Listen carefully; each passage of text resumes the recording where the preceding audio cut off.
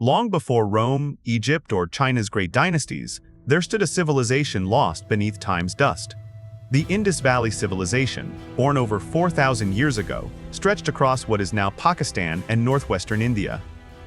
Along the banks of the mighty Indus River, cities rose with precision, order, and grace. Harappa and Mohenjo-daro stood as jewels of ancient urban design. Their streets ran in perfect grids, their drains flowed cleanly, and their people lived in harmony with the earth. For centuries, they thrived without kings, wars, or monuments of conquest. Yet one day, they vanished, leaving behind silent bricks and endless questions. This was not just a civilization, it was an idea ahead of its time. In an age of chaos, the Indus cities breathed in rhythm and reason. Each street, home, and courtyard was part of a grand design, a city planned with purpose. Their homes had private wells, brick floors, and even indoor bathrooms, a luxury the ancient world had never seen. Underground drainage systems carried waste away like veins beneath the earth. Public baths reflected their obsession with purity, not power. The cities spoke of equality, cooperation, and intellect. No palaces dominated the skyline, no temples towered above homes. Here, civilization meant balance, between man, water, and world. It was an order born not from rule, but from reason. What they built still stands, but what they said remains a mystery. Thousands of seals and symbols have been unearthed, carved with strange signs and sacred animals. The script of the Indus remains undeciphered. No Rosetta Stone, no translation, only silence. On tiny seals, they stamped their identity, their trade, their faith. Bulls, elephants, and the mysterious unicorn symbol reveal glimpses of their beliefs. But their language, their poetry, their songs, all lost to time. They left behind words we can touch but never read. It is as if an entire voice of humanity was paused in mid-sentence, waiting to be understood again. The Indus River was their lifeline, giver of fertility, trade, and faith. From the mountains of Tibet to the Arabian Sea, its waters shaped their destiny.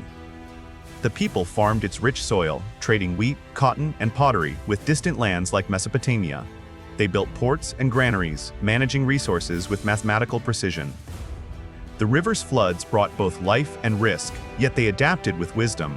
They lived in harmony, guided by rhythm rather than rule. Every brick, every street, every harvest sang of balance. Theirs was not an empire of conquest, it was a civilization of calm. And in that calm, they found greatness. While other civilizations built monuments, the Indus built systems. Their cities revealed geometry, hydraulics, and civil planning unmatched for their age. Streets aligned to the cardinal directions, wells were spaced to serve every home. Bricks followed precise ratios that modern architects still admire. Their technology was quiet but profound, practical, not pompous.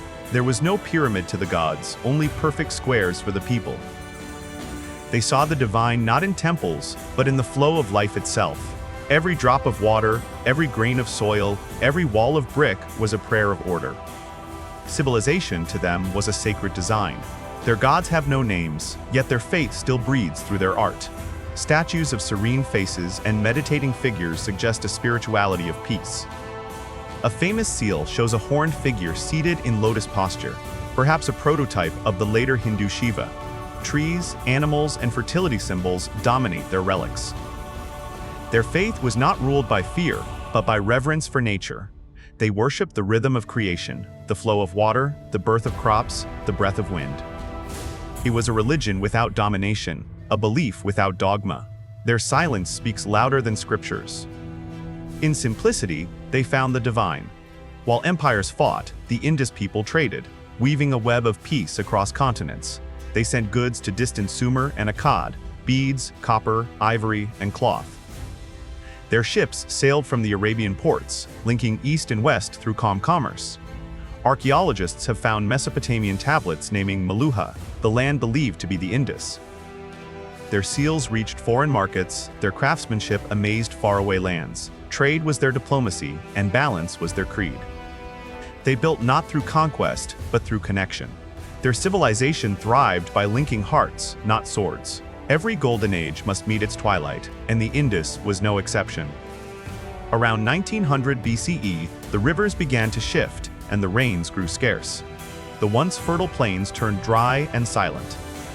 As water vanished, so did their cities. People migrated eastward, their once great civilization dissolving into smaller cultures. No war, no fire, no invader. Only nature's quiet hand brought their end. The balance they built was undone by the very earth they worshipped. Yet even in their disappearance, they left no trace of violence, only peace. Their end was gentle, a whisper, not a scream.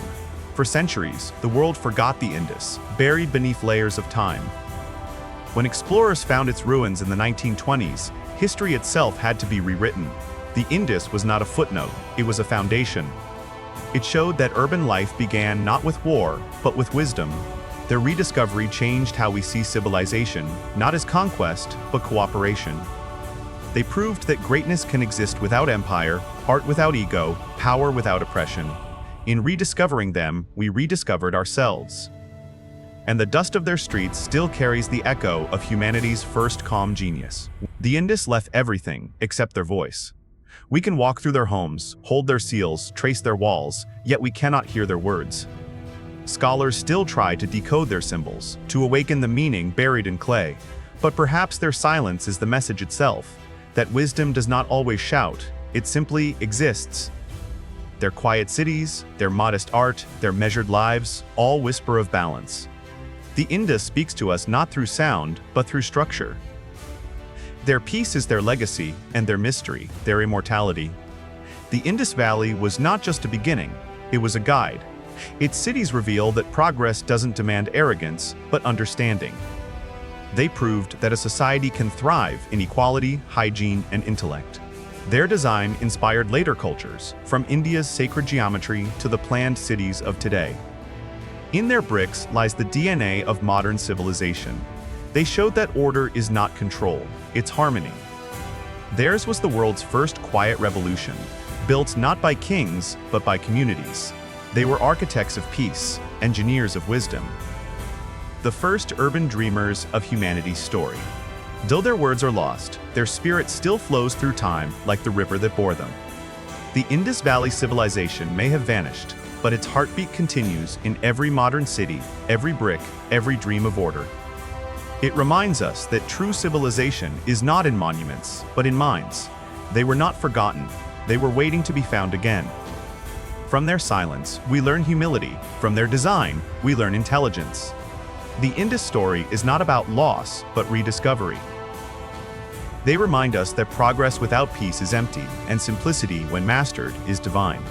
The forgotten urban miracle still lives, not in ruins, but in every act of creation we build today.